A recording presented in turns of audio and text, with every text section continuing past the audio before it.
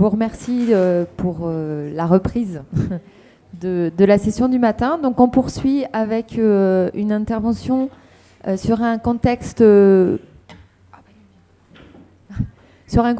particulier qui est la formation des pasteurs en milieu sahélien par monsieur André Marty, qui fait partie de l'IRAM et qui pourra peut-être préciser un peu son expérience et qui il est rapidement. Merci. Bon, bonjour à tout le monde. Alors, ce que je vais vous dire est assez différent de ce que j'ai entendu ce matin, mais le monde est fait de différences, c'est ce qui fait sa richesse. J'ai intitulé mon exposé de la façon suivante: la formation et l'insertion des jeunes en milieu pastoral sahélien, problèmes et recherche de solutions. Alors, d'abord, je dirais que la formation des jeunes pasteurs est une thématique peu prise en compte, peu étudiée, peu travaillée. C'est une question largement occultée par les différentes institutions concernées, les États, les élus, le monde de la recherche et du développement. Elle n'en est pas moins préoccupante et même brûlante quand on pense au phénomène désormais bien connu de rébellion, de trafic illicite, de djihadisme terroriste, de conflits entre éleveurs et agriculteurs et entre éleveurs et entre communautés.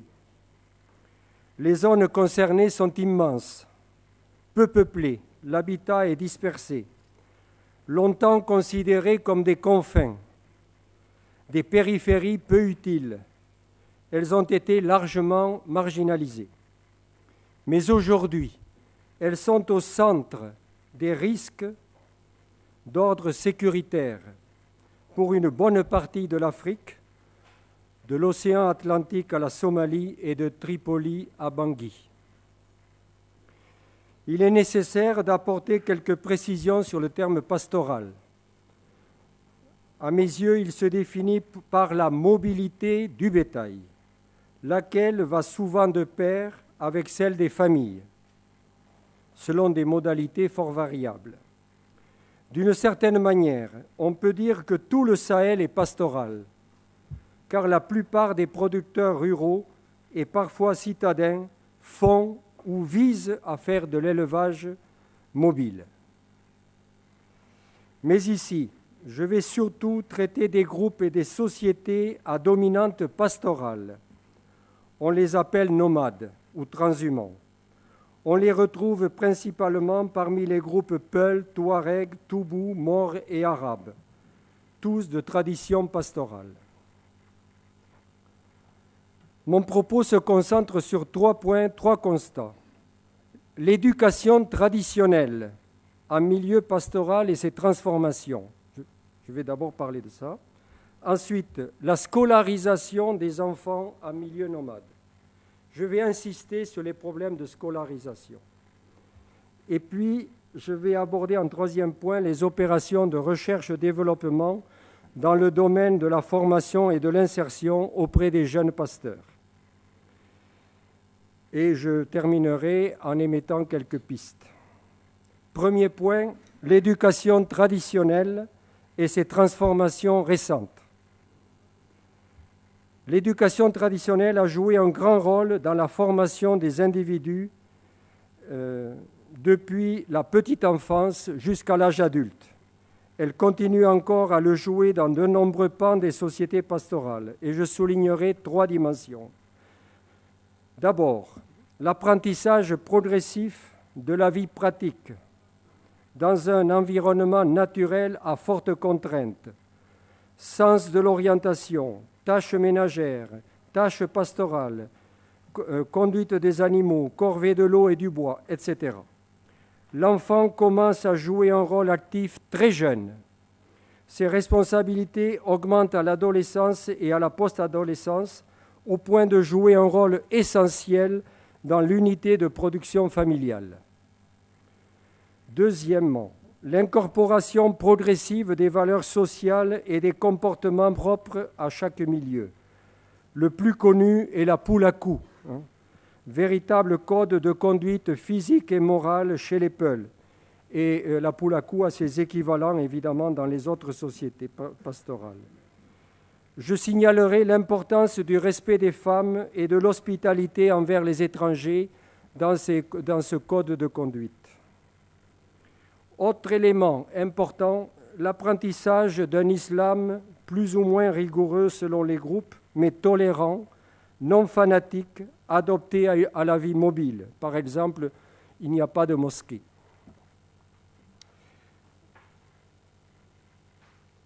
Cependant, cette éducation traditionnelle est mise à mal depuis plusieurs décennies et l'insertion professionnelle et sociale est devenue critique. Les sécheresses, l'appauvrissement quasi général, l'exode pour décharger la famille en bouche à nourrir ou pour chercher des revenus afin de reconstituer le troupeau, les camps de sinistrés, etc. Les actes de violence, raquettes, banditisme, vol de bétail, insécurité, diffusion des armes, les départs précipités en exode, les camps de réfugiés, tout ça sont des faits que vous connaissez, je pense. Ensuite, la confrontation des jeunes aux appâts urbains ou à la vie dans d'autres pays. Alors je citerai le cas des Ichoumars, ces chômeurs qui partent en exode vers les pays maghrébins. L'attrait récent pour l'argent, vite gagné, qui amène à rentrer dans des trafics illicites. Au début, c'est la fraude pour des produits de première nécessité à travers les frontières. Ensuite, c'est les armes, la drogue, le transport et le commerce des migrants. C'est ainsi que la jeunesse se retrouve au centre de l'insécurité et de la déstabilisation, par exemple le cas du nord du Mali. Conséquence, les femmes ne sont plus autant respectées, divorces fréquents, mères abandonnées sans soutien, les beaux-parents ne reçoivent plus les mêmes égards. L'attention aux faibles n'est plus la même qu'autrefois. L'affairisme se développe, l'argent roi pénètre de plus en plus. Sans formation formelle, sans ressources, les jeunes désœuvrés sont des proies faciles pour ceux qui sont aptes à les embrigader. Deuxième point, la scolarisation des enfants nomades. On ne peut pas parler de formation et d'insertion des jeunes sans évoquer la scolarisation des enfants, garçons et filles, en milieu pastoral. Une approche historique est ici indispensable. Pendant la période coloniale, la plupart des sociétés pastorales se sont montrées hostiles à l'école, et ce pour plusieurs raisons. Opposition tenace pour nombre d'entre elles au pouvoir colonial jugé infidèle sur le plan religieux et étranger au milieu. Les enfants participent aux tâches domestiques, ce qui les rend indispensables aux yeux des parents. Et ensuite, les femmes n'acceptent pas de voir leurs enfants enlevés par des goumiers et emmenés loin d'elles. L'école a été introduite de façon très tardive dans ces milieux, après la Deuxième Guerre mondiale, et de façon très limitée, avec des effectifs très faibles. Il faudra attendre de nombreuses années pour que ces sociétés aient des cadres dans les institutions de l'État, le plus souvent dans l'enseignement d'ailleurs. Par la suite, le nombre d'élèves et d'écoles s'est accru après les indépendances et les filles ont commencé à être scolarisées très tardivement. L'école a fini par être mieux acceptée, mais cette réconciliation avec l'école a coïncidé avec plusieurs crises, dont celle de l'école elle-même au niveau des pays. Il y a eu les plans d'ajustement structurel, le fonctionnement aléatoire des cantines scolaires, la faible motivation et les carences des enseignants, de graves des grèves entraînant le départ des enfants et compromettant leur retour quand les parents sont très éloignés des écoles. Les résultats scolaires sont généralement décevants. De nombreuses interruptions, des échecs nombreux. La qualité de l'enseignement est rare. Plus fondamentalement, l'école n'est pas enchâssée dans le tissu social local. Au lieu que l'école s'adapte au milieu, on demande aux parents de s'adapter à l'école. Elle reste un corps étranger, séparé du milieu. Elle relève du seul ministère de l'Éducation et les projets de développement ne se sont guère intéressés à l'école. Ces dernières années, on voit çà et là des relents d'hostilité à l'école, à la mixité garçons et filles, à la culture occidentale, en lien avec les courants islamistes radicaux. Au nord du Mali, l'école a été proscrite pendant toute une période, depuis 2012, et elle reprend très lentement. Je donne une typologie pour être plus précis. Je distingue parmi les enfants confiés à des parents dans les villes ou les capitales, ce sont ceux qui réussissent le mieux, c'est-à-dire ceux qui sortent du milieu. Ceux qui sont dans les écoles d'agglomération et qui sont dans des écoles sédentaires viennent après. Ceux qui sont scolarisés dans des sites de fixation, souvent temporaires, connaissent beaucoup d'aléas et de difficultés. Et ceux dont les parents sont transhumants, en déplacement l'essentiel de l'année, ne sont même pas scolarisés, sauf s'ils sont confiés à un parent en ville. Alors maintenant, je vais parler de quelques approches innovantes. La jeunesse du monde pastoral, d'abord je vais faire un constat, la jeunesse du monde pastoral n'est pas homogène. Pour ma part, je dresse la typologie suivante. Côté féminin, les fillettes en début de cycle primaire sont souvent plus nombreuses que les garçons dans les écoles aujourd'hui. Puis, leur nombre se réduit considérablement avant la fin du cycle. Bon, la crainte de grossesse n'y est pas pour rien.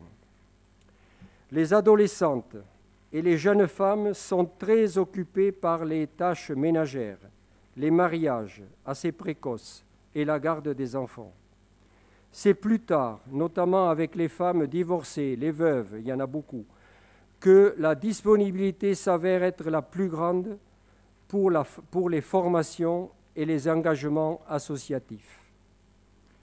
Côté jeunes, on peut distinguer, enfin je parle des jeunes garçons, des jeunes hommes, on peut distinguer plusieurs catégories. Ceux peu nombreux qui continuent les études, ils vont nécessairement ailleurs, ils sortent du milieu. Ceux qui ont échoué au niveau des études primaires, ceux dont les parents sont très dépourvus, ils se sentent déracinés, peu tentés par l'élevage, si souvent décriés ou méprisés par ailleurs, en quête d'opportunités sur place ou ailleurs, candidats à l'aventure et à toutes les aventures. Et ensuite, ceux qui s'accrochent à leur famille et à leur troupeau et qui sont susceptibles de faire évoluer leur milieu avec des innovations, etc. Il en existe et c'est l'espoir pour l'avenir. Je vais donner une expérience intéressante. Je vais évoquer la formation en pastoralisme. Depuis une dizaine d'années, des modules de formation ont été mis au point au Sénégal et diffusés dans les autres pays du Sahel par une ONG, la RAID, appuyée notamment par Brigitte Thébault et l'IED d'Angleterre. Il s'agit de lutter contre les fausses idées et les préjugés à l'encontre des pasteurs, en montrant la pertinence et l'efficacité des systèmes pastoraux, à travers des stages de formation s'adressant à tous les publics, pasteurs, hommes et femmes, analphabètes ou non, jeunes et adultes et quelques cadres. Ce programme participe à tout un courant de réhabilitation du pastoralisme en cours depuis une vingtaine d'années. Je vais signaler aussi les approches AGR, activités génératrices de revenus, développées par certaines ONG, avec les femmes. Il y a des opérations associatives ou privées de reconstitution de cheptels, de commerce, d'artisanat. Généralement, c'est petit, mais c'est utile et apprécié quand c'est bien accompagné et géré. Les femmes sont réputées meilleures gestionnaires que les hommes. Elles sont aussi plus stables dans l'espace. Avec les jeunes hommes, les opérations relevées sont les suivantes. Approvisionnement en biens de première nécessité, boutiques associatives ou privées, fonds commerciaux pour le commerce et le transport et le transport de bétail. Bon. La gestion est ici très difficile à suivre. Et puis il y a des nouveaux métiers tels que la mécanique, la soudure, l'électronique, l'agriculture oisienne, etc. Il y a là une demande certaine, et sans oublier le goût pour la culture, la musique, etc. Confèrent plusieurs orchestres qui sont connus et qui voyagent en Europe et dans le monde. En guise de conclusion, je pars du constat suivant. Ce qui a été fait ou tenté en direction des jeunes est très peu jusqu'ici. C'est presque insignifiant. Autant dire que c'est dramatique. Il faut changer de braquet, mais comment? Quelques suggestions. Premièrement, continuer à changer le regard porté sur ces zones, sur ces sociétés et ces systèmes de production. Il faut lutter contre les préjugés et il faut voir les atouts. Confère je signale cette déclaration du président du Club du Sahel et de l'Afrique de l'Ouest en N'Djamena lors d'un colloque sur l'élevage pastoral. L'élevage pastoral est seul à même d'entretenir durablement la trame d'équilibre du Sahel et du Sahara. Il n'est pas un problème, il est au contraire une solution sans alternative. Une solution contre le délitement de l'espace, une solution sociale, une solution économique, une solution environnementale. Fin de citation. Deuxième suggestion, il faut contribuer à faire évoluer les politiques publiques. Je retiens ici deux domaines, celui de l'école et celui des jeunes. Après l'école. Concernant l'école, si on veut progresser, il est indispensable de repenser l'école dans son milieu. Il y a une exigence d'enchâssement, comme disent les anthropologues. L'école doit cesser d'être pensée comme un isolat. Son devenir est lié en grande partie à la revalorisation du pastoralisme qui reste la principale base économique de ces zones nord-sahéliennes en tout cas, et aussi à une adaptation aux différents types de mobilité des familles, au moins les principaux, sans oublier l'importance à accorder à la qualité de l'enseignement.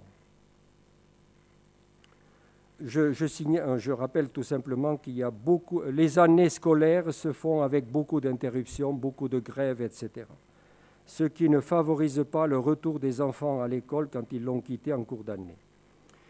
Concernant les jeunes, en âge post-scolaire, il existe seulement quelques pistes très ténues que j'ai signalées, que j'ai résumées. L'essentiel reste à faire. C'est un énorme chantier en termes d'analyse, d'expérimentation et surtout de constitution d'une volonté politique partagée par les États, les leaders locaux, les jeunes eux-mêmes et les intervenants, bailleurs de fonds compris, etc. Merci. Merci beaucoup pour cet éclairage spécifique sur ces questions de pastoralisme, où on retrouve finalement beaucoup de choses qui sont similaires à celles qu'on a discutées pour les agriculteurs en général. Donc, s'il y a des réactions, des questions particulières. Oui, Benjamin, tout en haut.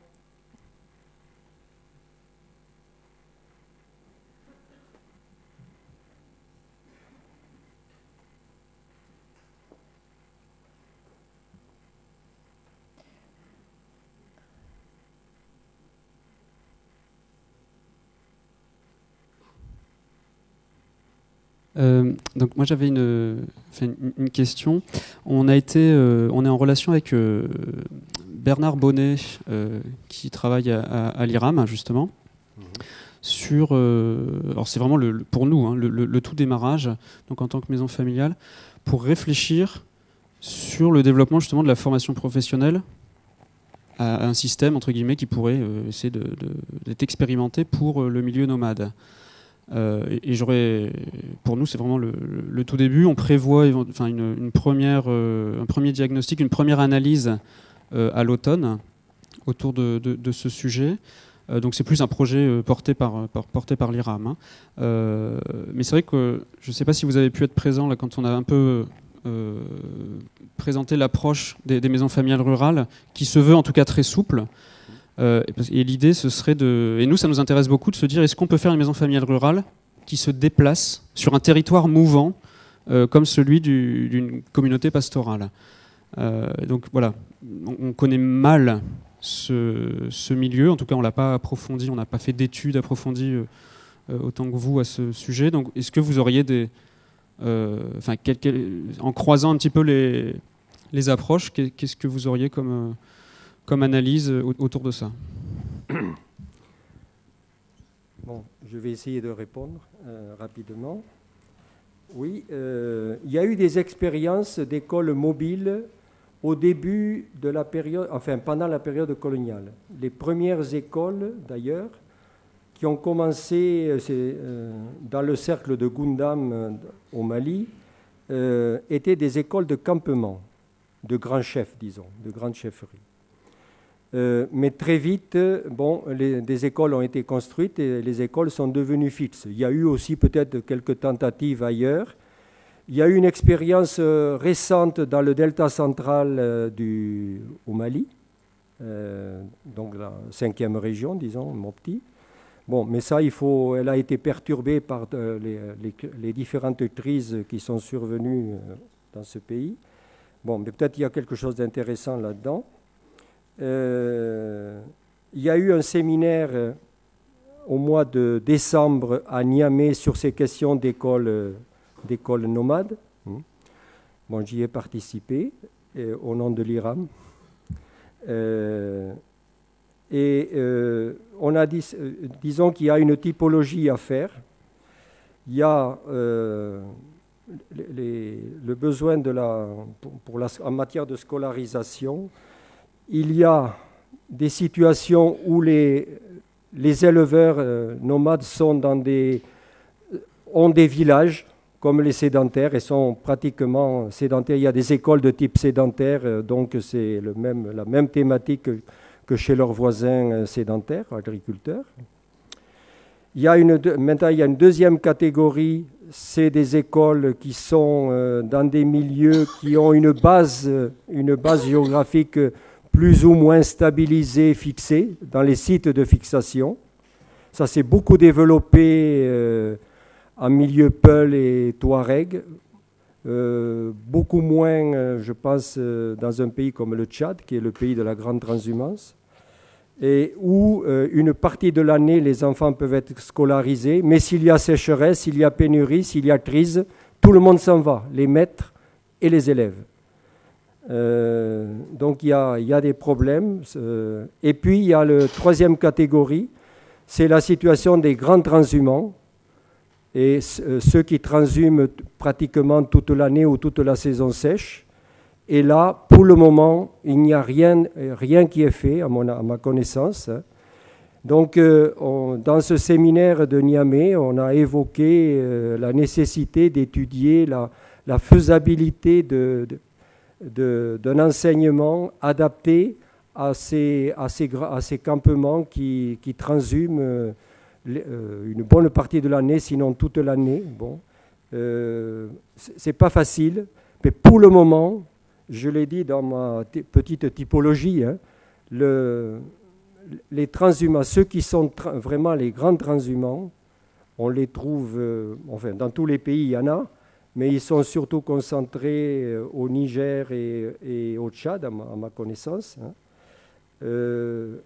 Les grands transhumants sont hors du circuit scolaire jusqu'à présent. Et ça représente quand même des pans de société extrêmement importants. Voilà, je ferai enfin cette petite typologie, c'est les centres sédentaires, les centres sur des sites de fixation, bon, avec des échecs enfin, et des réussites très mitigées.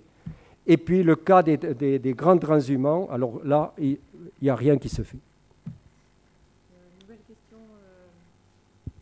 au fond. Juste une remarque rapide, parce qui mériterait une beaucoup plus longue discussion. C'est que l'exemple des transhumants montre quelque part, disons, aussi qu'on devrait pouvoir inventer des systèmes qui déstructurent les systèmes qu'on a habituellement d'écoles, de lycées, de machins, toutes ces histoires-là, finalement. Il y a d'autres possibilités, c'est-à-dire de regarder, finalement, comment on peut acquérir les fondamentaux cognitifs dont tout le monde a besoin, comment ces fondamentaux peuvent s'accumuler les uns après les autres, même dans le temps, dans l'espace et des choses comme ça, et voir finalement de quoi les gens ont besoin pour vivre véritablement en termes de formation, d'éducation, de transfert de savoir, et d'essayer de voir, entre autres avec les technologies modernes actuellement, les possibilités qu'il pourrait y avoir dans certains cas, qui peuvent être des réponses à des situations très difficiles. Mais si on reste effectivement au niveau des transhumants, mais ça peut être valable aussi pour les autres, même ceux qui sont stabilisés, dans les stratégies traditionnelles d'école, lycée et tout ça, c'est pratiquement invivable. En tout cas, il y a une réflexion intéressante et approfondie, parce que même sur la remise en cause des systèmes, de nos grands systèmes de formation et d'éducation. Merci. Alors, par rapport à votre question, il faut bien voir que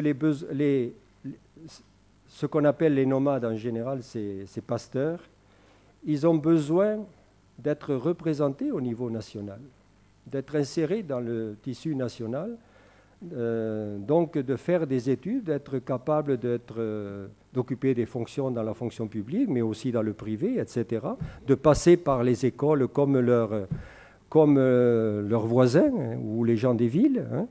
Donc il y a ce besoin aussi d'intégration nationale qu'il ne faut pas perdre de vue, et il y a aussi le besoin, pour la grande majorité certainement, de s'adapter, mais en évoluant, et de trouver des systèmes plus à même, qui prennent plus en compte les réalités qui sont complexes, qui sont mouvantes. Ce n'est pas facile d'organiser des écoles avec des gens qui sont mobiles. Bon, ça c'est clair.